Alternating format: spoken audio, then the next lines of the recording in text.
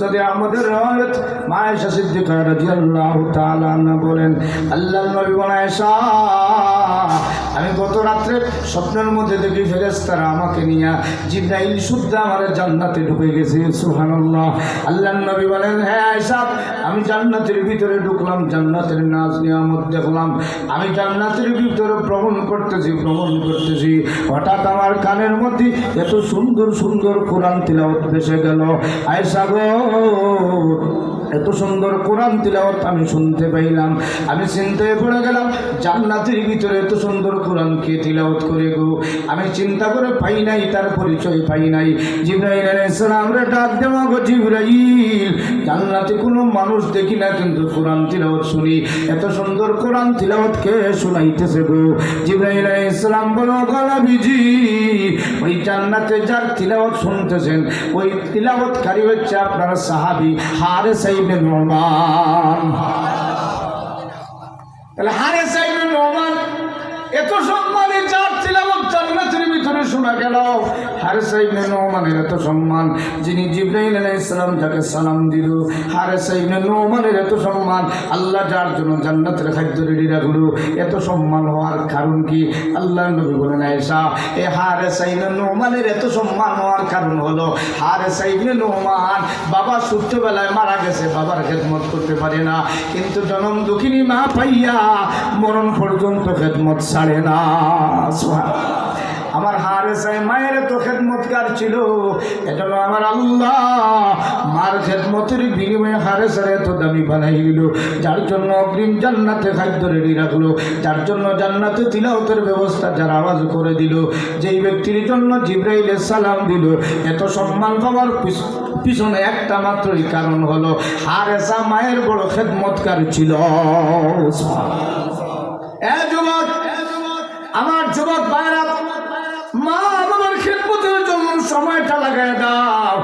আবার যদি খেদমতটা বাড়ায় দাও, আল্লাহর কাছে তোমার সম্মান আল্লাহ বাড়ায় দিবি, জিবরাইলের কাছে আল্লাহ তোমার পরিচয় দিয়ে দিবি।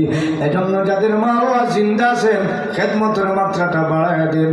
মা বাবার জিন্দা যারা নাই তাদের জন্য করণীয় করে বলবো, 1 নম্বর যাদের মা বাবা জিন্দা আছেন তাদের খেদমতের মাত্রা বাড়ায় দেন।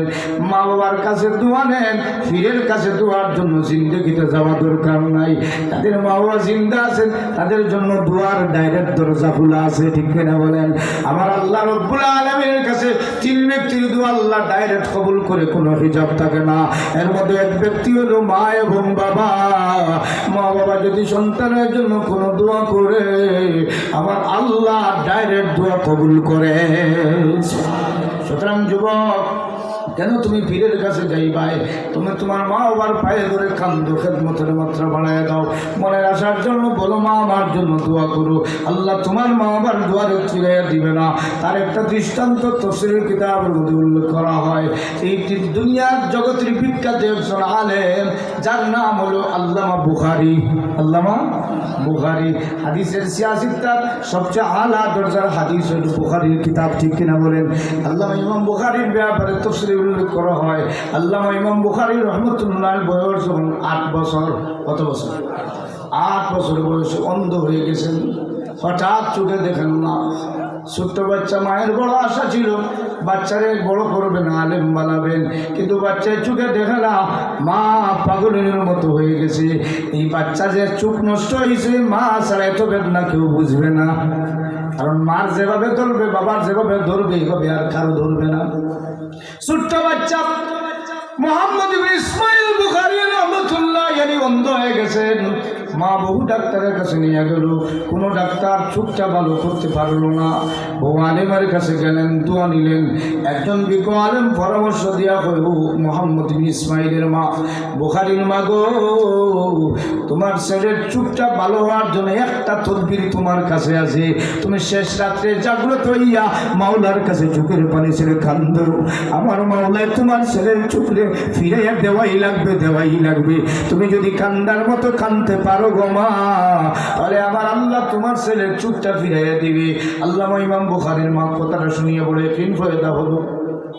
রাত্রে ঘুমান না, তাহাজ্জুদের নামাজ পড়েছে, আল্লাহর কাছে দরখাস্ত, আল্লাহ আমার জীবনের তো শখ আমার মোহাম্মদ ইবনে ইসমাইল বুখারী নামে আলেম বানাবো, কিন্তু ছোট্টবেলা তার চোখ অন্ধ, এগুলো দেখে না। আল্লাহ আমার ছেলের চোখটা তুমি ভালো বানায় দাও। তাফসীরে উল্লেখ করা হয় একদিন আল্লামা ইমাম বুখারীর মা কাঁদতেছেন, দ্বিতীয় দিন তাহাজ্জুদের নামাজের পরে কান্দে, 3 নম্বর দিন চোখের পানি ছেড়ে ছেড়ে তিনি কেঁদে কেঁদে ঘুমিয়ে পড়েছেন।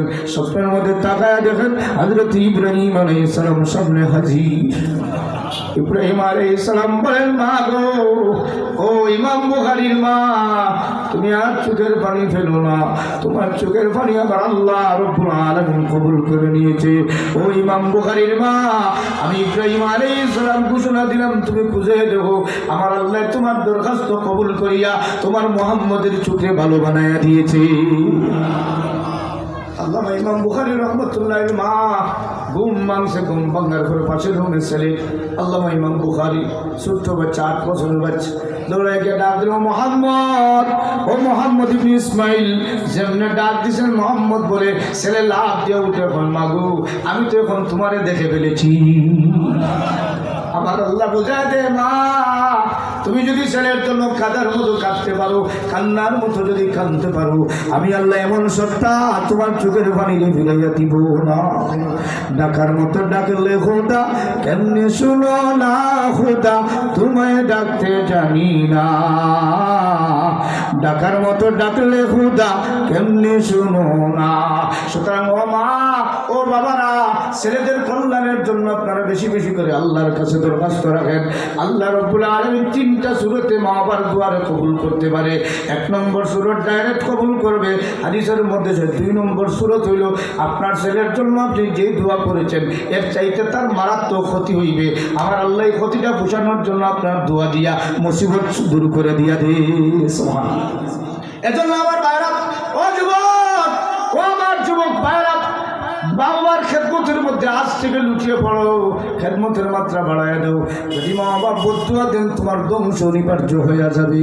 এজন্য আমার ভাইরা, তাফসীরের কিতাব উল্লেখ করা হয়েছে আল্লাহর এক বান্দা, এত বড় মুহাক্কিক আলিম যিনি আল্লামা জারুল্লাহ জামাখশরী রাহমাতুল্লাহি আলাইহি, তিনি একটা তাফসীরের কিতাব লিখেছেন, তাফসীরে জামাখশরী। এত বড় একজন আলেম একদিন রাস্তা দিয়ে যাইতেছেন, হঠাৎ ছেলেরা ডাক দেওয়া হয়, হুজুর আপনার পা দেখি বাঁকা, আপনি দেখি পা বাঁকা, পা দিয়ে হাঁটেন কিভাবে? তখন আল্লামা জারুল্লাহ জামাখশরী রাহমাতুল্লাহ বলেছেন, বাবারে শোনো, আমার পাটা যে বাঁকা দেশ এটা আমার মায়ের বদদুয়া। কার বদদুয়া? মায়ের বদদুয়া। লোকেরা কয়, হুজুর বিশ্বাস হয় না, আপনি এত বড় আলেম, একটা তাফসীরের লেখক, তাফসীরে জামাখশরীর লেখক, এত বড় আলেম, আপনি কিভাবে আপনি এই মায়ের বদদুয়া নেবেন? তখন তিনি আল্লামা জারুল্লাহ জামাখশরী রাহমাতুল্লাহি আলাইহি বলেন, ও আমার যুবকেরা শোনো রে, আমি ছোট্টবেলা আমার একটা অভ্যাস ছিল ফাঁকি ধরার। কি ধরার? ফাঁকি ধরে খেলাধুলা করতাম। তো আমার মা একদিন নিষেধ দেওয়া হয়, বাবা তুই ফাঁকি ধরিস না রে বাবা, ফাঁকি ধরিস না, কারণ ফাঁকিরে কষ্ট দিলে আল্লাহ তোরে কষ্ট দিবা। কিন্তু আমার ছেলে আমার কথা শুনে না।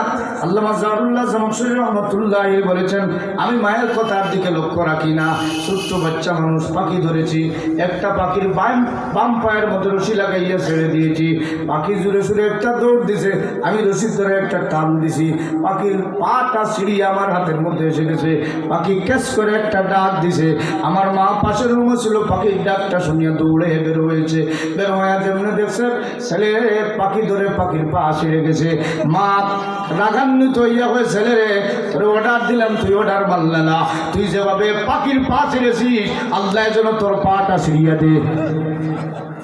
কত বড় আলিম আমার ভাই, মার বদদুয়া আলিম সালিম কিছু মানে না, বদদুয়া আল্লাহর কাছে কবুল হয়ে যায়।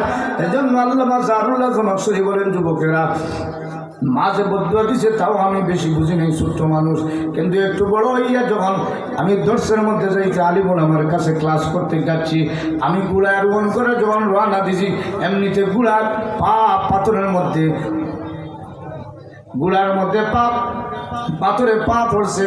আর এই রাশিয়ার অঞ্চলটা কিছু এরিয়া আছে অত্যন্ত প্রচণ্ড ঠান্ডার কারণে বরফ বসে গেছে পাথরের উপরে, গুড়াটা পা পিছলিয়ে পড়ে গেছে, আমিও গুড়া থেকে পড়ে গেছি, আমার পায়ের গুড়ালিটা টুকরো টুকরো হয়ে গেছে।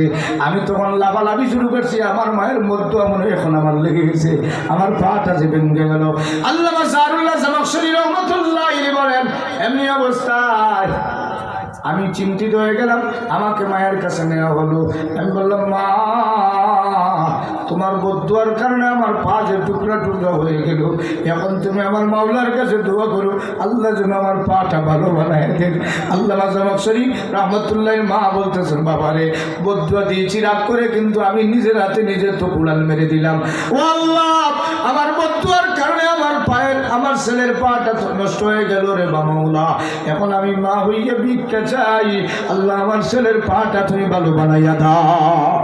আল্লামা জাহুল্লাহ জামাখশরী রহমাতুল্লাহ বলেছেন, এমনি অবস্থায় তিনি মা চোখের পানি ছেড়ে কাঁদতেছেন। আমার আল্লাহ কুদরত দিয়া আমার টুকরা টুকরা পা গুড়ারে জোড়া লাগাইয়া এ পর্যন্ত আল্লাহ আমার হাঁটার ব্যবস্থা দিয়া দিল। কিন্তু আমি যখন হাঁটতে সময় পায়ে যখন বাঁকা দে, তখন বুঝি আমার মায়ের বদুয়ার আসর এখনো আছে। সেটার মধ্যে ভাই ও আমার বাবারা, যারা মা বাবা পাইছেন খেদমতের মাত্রা বাড়াইয়া দেন। আল্লাহ আপনাদেরকে দুইটা জিনিস দান করবে। যারা মা বাবার বেশি বেশি খেদমত করে, 1 নম্বর আল্লাহ তাদের হায়াত বাড়াইয়া দে, 2 নম্বর আল্লাহ তার রিজিকের দরজা খুলে দিয়ে। সুবহানাল্লাহ। এজন্য মা বাবার খেদমত বাড়ান। রাজি আছেন তো ইনশাআল্লাহ? আমার ভাইরা, যাদের মা বাবা জিন্দা আছেন আমরা খেদমত করব, কিন্তু মা বাবার খেদমত করার কয়েকটা খেদমতের পদ্ধতি আছে। 1 নম্বর পদ্ধতি হলো, সবচেয়ে বড় খেদমত হলো মা বাবার সাথে ভালো আচরণ করা। কি আচরণ করা? ভালো আচরণ। রব্বুল আলামিন বলেন, কি পর্যন্ত আচরণ করবে? ফালা তাকুল লাহুমা উফিন ওয়ালা তানহারহুমা ওয়া কুল লাহুমা কাওলান কারীমা।